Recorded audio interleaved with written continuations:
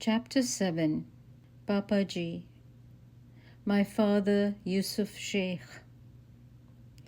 They say the Surtis came from the small trading port of Sur in Oman and were one of the first traders to settle on the west coast of India in what became the state of Gujarat. Here they were called Surti, which is dwellers of Sur, and the port where a large number of them settled eventually came to be called Surat. They plied the waters of the Arabian Gulf, carrying frankincense, myrrh, and copper, returning home with spices from India, and eventually some of them settled in Gujarat.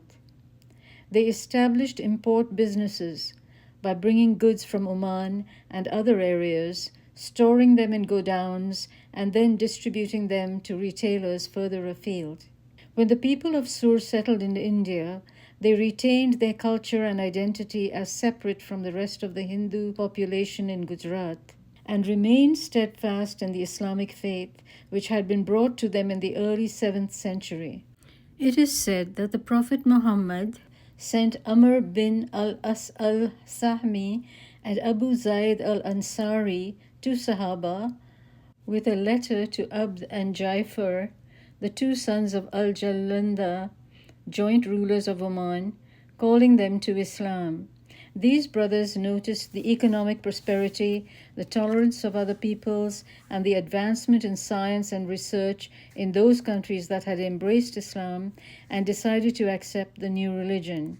The letter said, "In the name of Allah, the Beneficent, the Merciful, from Muhammad, the Messenger of Allah, to Jaifar and Ad, sons of al-Julanda, peace is upon him who follows the guidance. I am calling both of you in the name of Islam. You will be safe if you submit to Islam.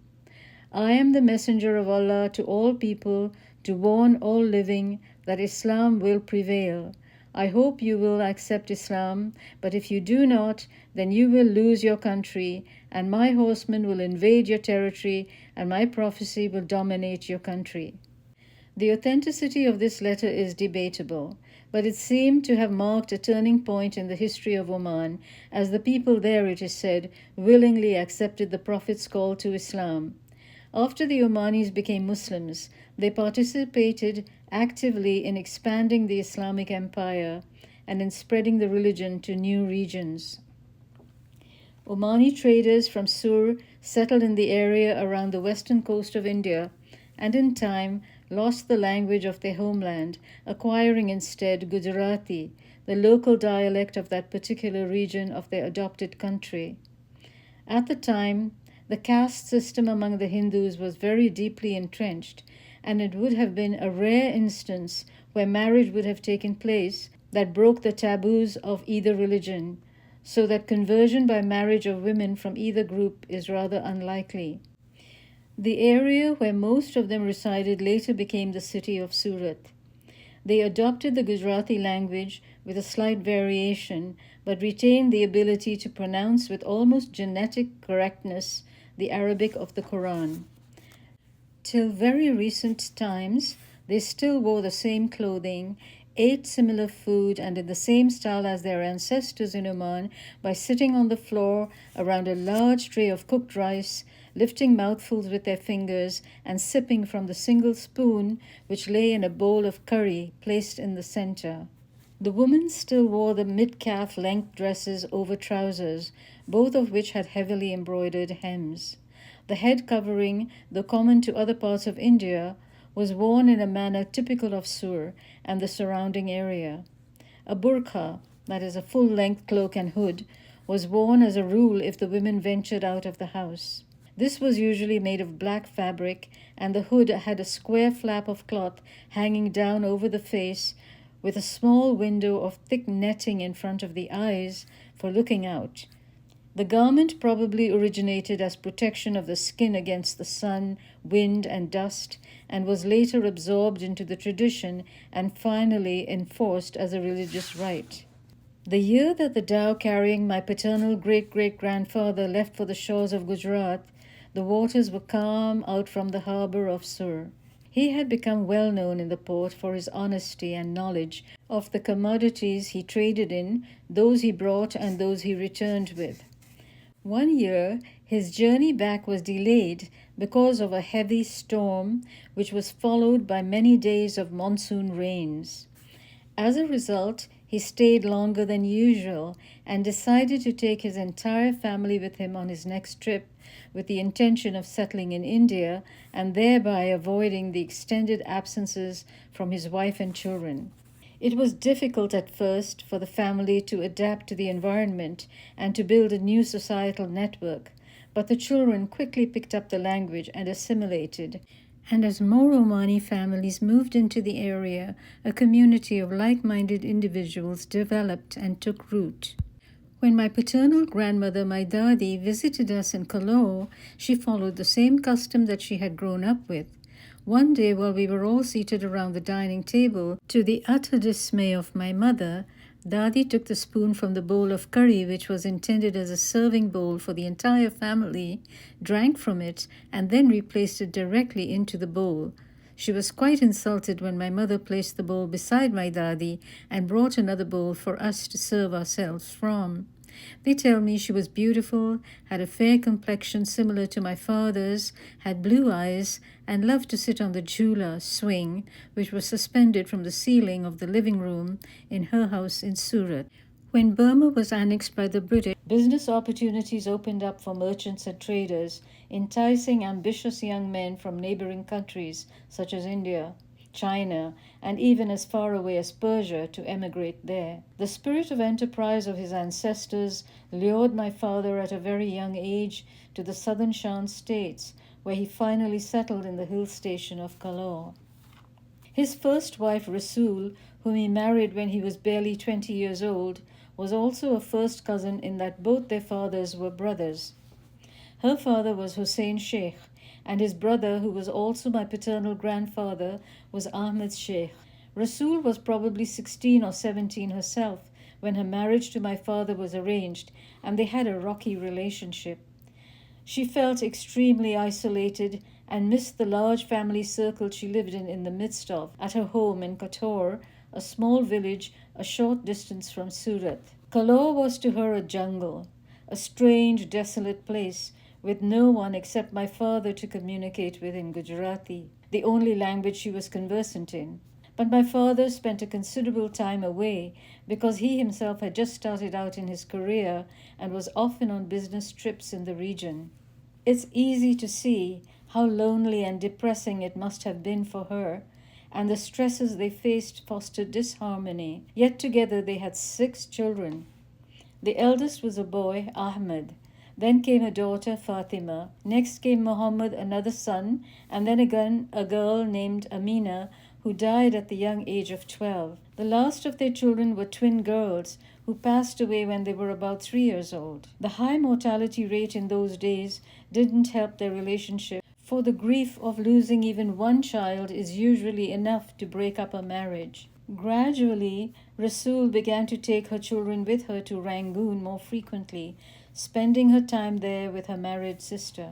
My father began to find it lonely living by himself in Kalor and was urged by his friend, the railway doctor, Dr. Udham Singh, to take a second wife. He not only advised him but also indicated to him the very person he thought would be most suitable for him. He told him of this young Pathan girl who had visited him as a patient when she had cut her thumb, saying that he had been very impressed with how brave she had been. The scythe she had been using to cut grass with had nearly taken off her thumb, but her keen interest in the procedure he was performing overcame her fear, and she had asked many questions which indicated to him considerable intelligence. Not only did he say this, but he also added that she was young, beautiful, and strong, and her family lived in Kalor, so there was no cause for her to get homesick and leave him alone for days on end. Years of frequent separation from his wife and her melancholy when she was with him had been taking its toll, and though Yusuf hesitated at first, he finally decided to take the advice of Dr. Udham Singh. Taking a second, third, or fourth wife in those days, though rare, was not frowned upon, and even boosted the prestige of a man, implying virility and prowess. Women, brought up in a culture where they witnessed more than a few such alliances, did not always strongly oppose their husbands' subsequent marriages to other women. More often than not, they were initially unhappy about this intrusion, and there were flare ups of jealousy and conflicts of position and anger, with one feeling less favored than another. But the element of euphoria and the madness of falling in love was not considered a part of the liaison between husband and wife. This was considered a janoon, a craziness, and was frowned upon. So almost all marriages were arranged by the elders after careful consideration of the compatibility of both parties. Marriages were considered not just about the union of two people, but of entire families. The resilience of the human spirit and its ability to adapt to circumstances over which it has no control is well demonstrated in this particular scenario. For in time, a friendship and supportiveness often developed between the wives, with the sharing of chores and caring of children. Much to the uneasiness of the man, there were even instances where the wives whispered together and giggled at the idiosyncrasies of men, and in particular those of their common husband. Chapter 8. With my father's approval, Dr. Rhythm Singh approached my Nanima, who was now a widow, with a proposal of marriage for her daughter Wallah Jan from my father, Yusuf Ahmed Sheikh. Even though my grandmother was concerned for the future of her daughters, especially since her husband was no longer there to support her and her children, she struggled with the decision, because Yusuf Sheikh, first of all, was not a Pathan, and then there was the other problem of him being a married man who already had a wife and several children. The doctor, however, persisted, advocating strongly on my father's behalf, explaining that he was a good man, young and doing very well financially. He also pointed out that Yusuf's wife and children did not live with him in Kalor, and that Wallah Jan wouldn't even feel like a second wife, because the first wife would not be living in the same house, but many miles away in Rangoon. And then my mother was approached. In a culture where children, and particularly girls, timidly obeyed their parents, she responded with fury and cried out that she had no desire to marry a man she had never met or seen, especially one that was married with children. She asked why she needed to marry at all, when all she wanted to do was to study and become a doctor. She wept and complained that her parents hadn't even allowed her to study beyond the 4th grade, and now here was her mother telling her to marry some man, and even worse, she was to be his second wife. She refused to eat or drink, to the point that the family became concerned about her health and called Dr. Rhythm Singh. He came and listened while she vented her anger at the proposal of marriage.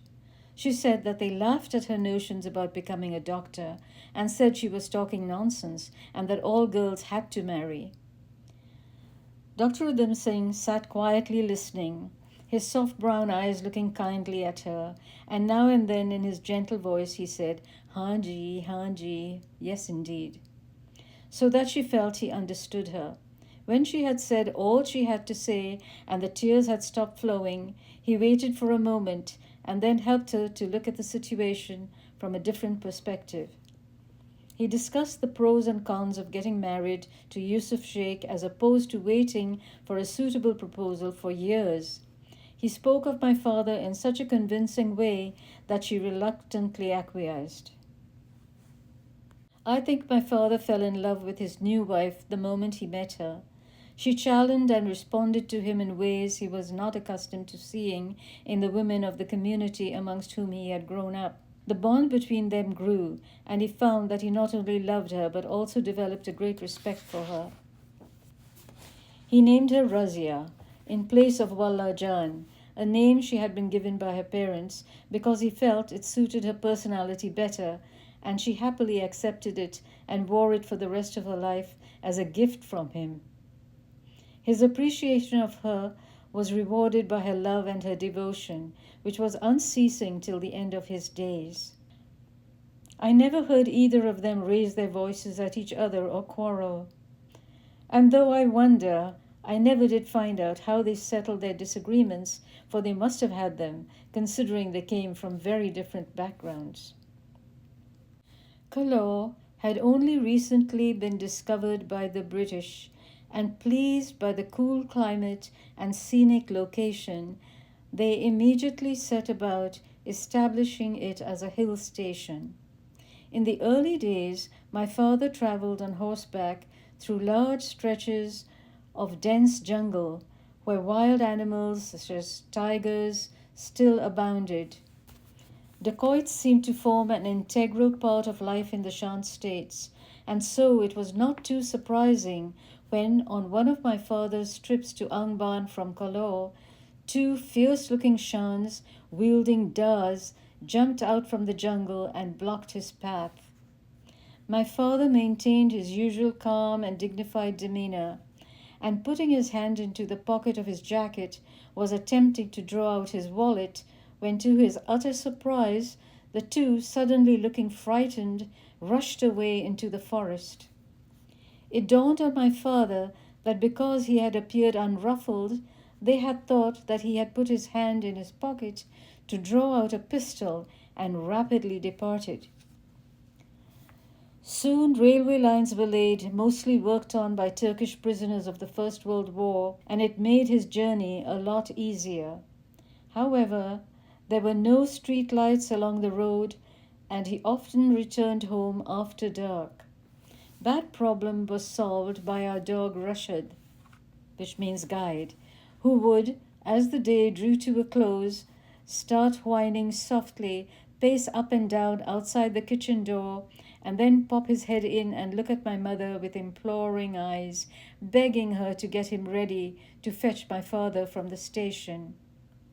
She would then light the Coleman kerosene lantern, and Rashid would grasp the handle in his mouth and trot off to the railway station to meet my father. All else would be enveloped in darkness as they walked, the bale of the lantern swinging and squeaking in rhythm to each step, with a small flame reflecting light off my father's white shirt and khaki pants. Rashid's soft padded feet keeping pace with the black leather shoes of my father, which had set out in the morning, polished and brushed to a gleaming shine, now dust covered, but on their way home.